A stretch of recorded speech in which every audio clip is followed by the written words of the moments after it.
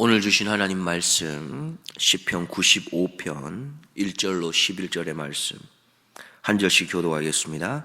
오라 우리가 여호와께 노래하며 우리 구원의 반석을 향하여 즐거이 부르자.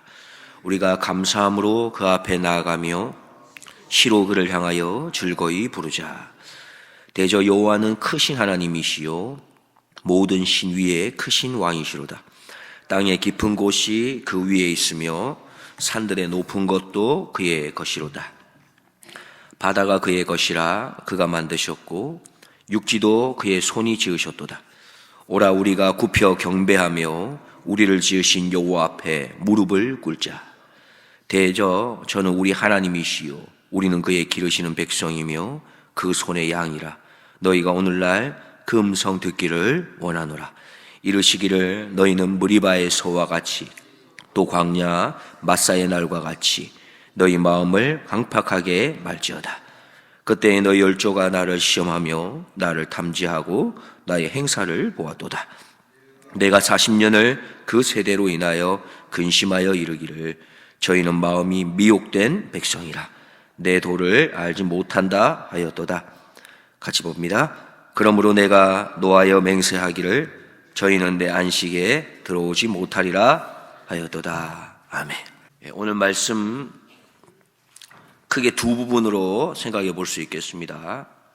앞부분에는 이스라엘이 가을의 축제 예배 때에 여호와 하나님의 그 왕되심을 찬양하는 그 예배의 의식, 그것을 하나 이야기하고 있고, 그 후반부에는 예언자들 또 제사장들을 통해서 전달되는 예언자적 신탁, 부탁의 말, 권고의 말, 그런 양식으로 두 가지로 구분할 수 있겠습니다. 전체 내용을 요약하면 이렇게 됩니다. 창조주 하나님, 왕 되시는 그 하나님을 우리는 높이고 찬양하며 그분을 향해 경배하면서 예배의 자리로 나아감이 마땅하다. 동시에 너희들은 출애굽 당시 광야에서 하나님께 반역했던 그 선조들의 그 잘못된 죄들을 반복하지 않았으면 좋겠다. 그런 하나님의 권면, 경고의 말씀을 담고 있는 것입니다. 자, 1절과 2절을 보면 오라 우리가 여호와께 노래하며 우리 구원의 반석을 향하여 즐거이 부르자. 우리가 감사함으로 그 앞에 나가며 시로 그를 향하여 즐거이 부르자 하십니다. 지금 시인은 적극적으로 예배의 자리로 초대하고 있는 것입니다. 오라, 오라, 우리가 여호와께로 노래하자. 적극적으로 예배의 자리로 초청하고 있는 것이죠. 우리가 생각해 볼 것은 첫째로 우리는 예배의 자리로 초대하는 자로서 어떤 모습을 가지고 있는가 하는 것입니다. 이미 예배의 자리에 맛을 본 자로서 우리가 누군가에게 예배의 자리를 초청할 때에 우리는 어떠한 모습으로 예배의 자리로 초대하고 있습니까? 우리는 예배의 자리로 초대할 때 적극적으로 예배의 자리로 나오십시오. 이 예배의 자리로 나와서 하나님께 함께 노래합시다. 즐겁게 찬양합시다. 감사함으로 그분을 높여드립시다. 라고 하는 이런 적극적인 초대의 자세가 우리에게 필요한 것입니다. 주체할 수 없는 감격, 기쁨, 그 환호의 마음으로 우리는 그렇게 초대해야 할 우리의 모습이 되어야 되는 것이죠. 우리는 예배의 자리로 누군가 초대할 때 어떤 마음이십니까? 내가 이미 예배를 통해서 만났던 그 하나님에 대한 감격이 있고 기쁨과 환희를 생각하면서 우리는 지금 내가 초대하고자 하는 그 사람에게도 내가 만났던 그 하나님, 내가 예배에서 감격적으로 만났던 그 하나님을 하나님 저 사람에게도 꼭 만나주기를 원합니다. 그런 간절한 마음으로 우리는 오늘 시편 기자처럼 그렇게 예배의 자리로 초대하는 그런 사람이 되어야 되겠습니다. 또한 예배의 자리로 나오는 우리의 모습도 동일한 것이죠.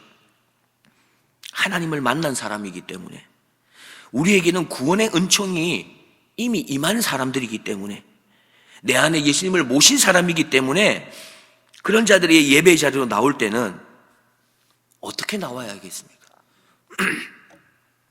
오늘 1절, 2절에 조금 더 구체적으로 이야기하고 있는데요. 예배의 자리로 나올 때 노래하며 찬양하며 나와야 된다 이야기하고 있지 않습니까?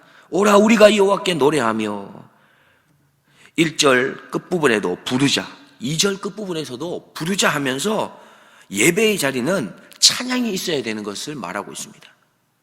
그리고 조금 더 구체적으로 그 찬양할 때에 예배의 자리로 나올 때에 어떠한 자세여야 되는지 좀 더 구체적으로 이야기합니다. 1절에 보면 오라 우리가 여호와께 노래하며, 그리고 이어서 이렇게 말하지요.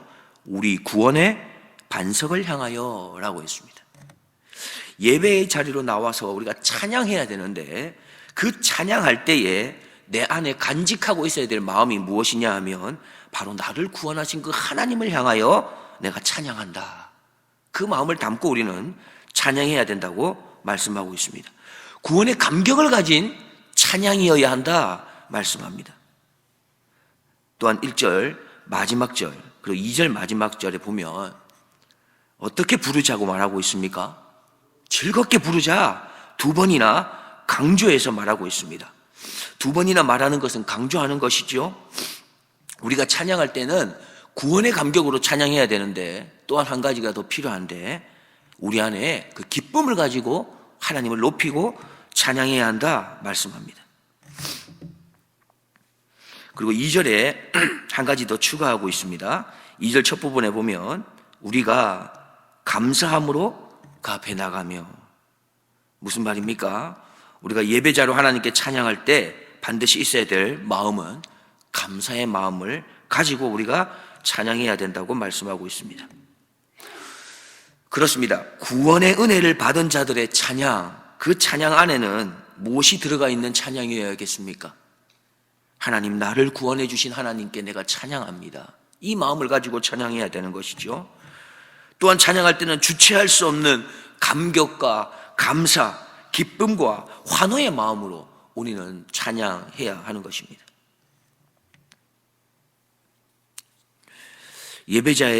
예배자에게는 찬양의 모습이 나타납니다. 그리고 또한 오늘 본문에서 한 가지 더 제시하고 있는 게 있어요. 예배자에게 있어야 될 두 번째 모습은 바로 굽혀 경배하고 하나님 앞에 무릎 꿇어 경배하는 모습입니다. 6절을 보면은 오라 우리가 굽혀 경배하며 우리를 지으신 여호와 앞에 무릎을 꿇자 했습니다. 허리를 굽혀 경배하는 것은 왕 앞에서 자신을 아주 낮추는 자세를 말합니다. 시인은 이것을 더 강조하기 위해서 더 낮추고 낮추어야 된다는 것을 강조하기 위해서 또 두 번 반복합니다. 굽혀 경배하자. 그리고 그 끝부분에 가면 무릎을 꿇자. 또 이렇게 반복해서 이야기합니다. 최대한 낮추어서 하나님 앞에 나아가라. 완전한 복종으로 나아가라. 이렇게 강조하고 있습니다. 그것에 대해서 왜 또 그렇게 해야 되는지를 조금 더 보충해서 설명하는 부분이 3절 이하 5절 말씀하고 있습니다. 대저 여호와는 크신 하나님이시요 모든 신위의 크신 왕이시로다. 땅의 깊은 곳이 그 위에 있으며 산들의 높은 것도 그의 것이다. 바다가 그의 것이라 그가 만드셨고 육지도 그의 손이 지으셨도다. 시인은 하나님이 얼마나 크신 분인지를 이야기합니다.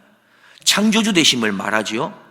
인간이 미치지 아니하는 곳까지 통치하고 다스리시는 그 하나님을 언급하면서 그러하기 때문에, 그러한 하나님이기 때문에 우리는 철저하게 우리 자신을 낮추고 굽혀 경배하며 마땅히 무릎 꿇어 나아가야 한다 말씀합니다. 성도는 하나님을 예배하는 자들입니다.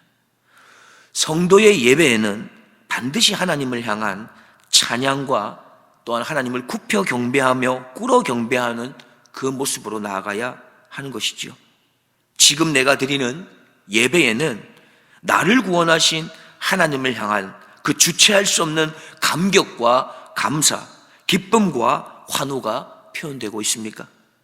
또한 그분 앞에 나아가는 나의 모습에 그분을 최대한 높여드리며 나를 최대한 낮추고 꿇어 경배하며 무릎 꿇어 복종함으로 나아가는 예배를 우리는 드리고 있는 것입니까? 시인은 말합니다. 우리가 그렇게 예배의 자리로 나아갈 때에 우리는 하나님의 음성을 들을 수 있다. 또한 그분의 음성이 우리의 마음이 강팍한 대로 향하지 아니하도록 우리를 붙잡아 주실 것이다.